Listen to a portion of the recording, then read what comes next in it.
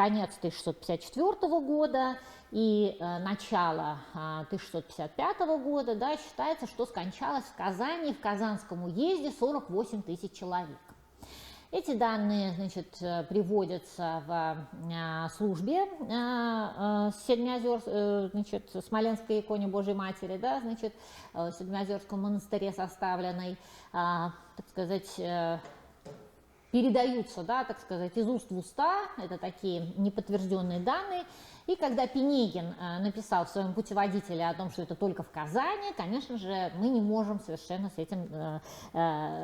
этой цифрой согласиться, да, потому что мы знаем по переписной книге Семена Волынского 1646 года, ну, то есть буквально тут вот за 10 лет до того, как напала, да, на Казань чума, что население Казани составляло в районе 20-22 тысяч человек.